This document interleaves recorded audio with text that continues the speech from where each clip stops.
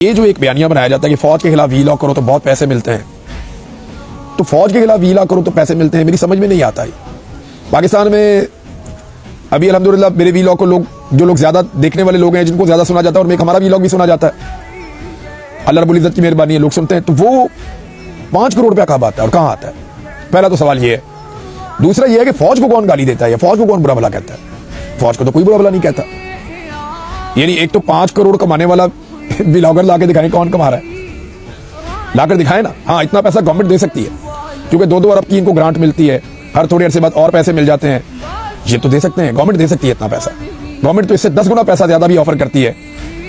तो गवर्नमेंट के साथ बैठ जाना या एस्टेब्लिशमेंट के साथ बैठ जाना, पैसा तो सारा वहां पड़ा हुआ है, कारोबार तो सारा वहां पड़ा हुआ है, मौजें तो सारी वहां पड़ी हुई है, इधर तो जीना मुश्किल हुआ है लोगों का। तो वो कह रहे हैं जी कि पैसा बनाने के लिए फौज को बुरा भला कहते हैं या उनको गालियां देते हैं। तो मैं एक चीज क्लियर कर दूं कि कोई भी शख्स ना फौज को बुरा कहता है ना गाली देता है। मैं उन सहाफियों की बात कर रहा हूं जिनके लिए मैं जिम्मेदारी ले सकता हूं। यानी आप देखेंगे मुईद पीरज़ादा फौज को गाली नहीं देते।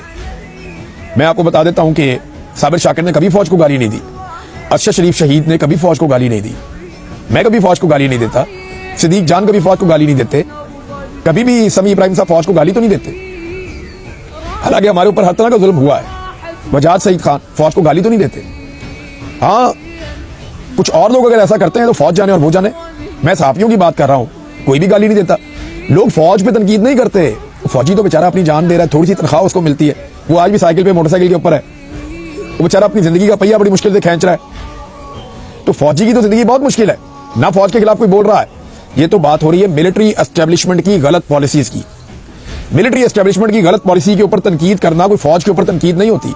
वो जो बॉर्डर पे खड़ा हुआ फौजी है या जो बंदूक उठा के बेचारा लड़ रहा है पाकिस्तान के लिए, जो शहादतें और कुर्बानियां दे रहे हैं, उनके खिलाफ तो कोई भी बात नहीं करता।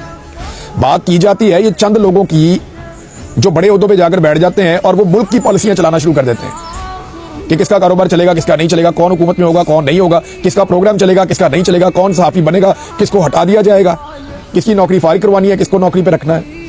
ये सारे फैसले गलत हैं।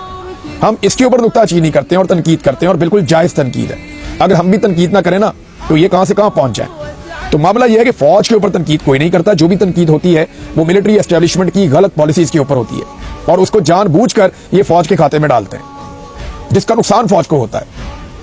ना कोई फौज को गाली देता है, ना कोई फौज का दुश्मन है। ये फौज के पीछे जाकर छुप जाते हैं, पहले गलत फैसले करते हैं, जैसे ही इनके ऊपर तनकीद होती है जाके फौज के पीछे छुप जाते हैं। हमें कुछ कहा तो फिर फौज को गाली देना होगा, इसका मतलब हमें कुछ कहा तो इसका मतलब है फौज के दुश्मन है।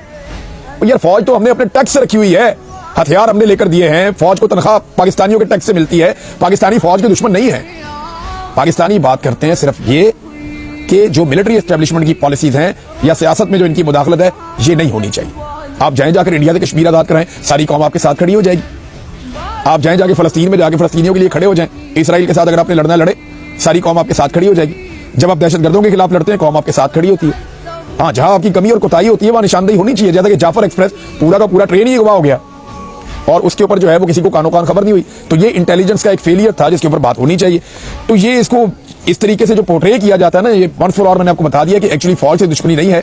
जो मिलिट्री एस्टेब्लिशमेंट की गलत पॉलिसीज हैं और जहां पे नाकामियां हैं, वहां पॉइंट आउट करना भी सहाफियों की जिम्मेदारी होती है।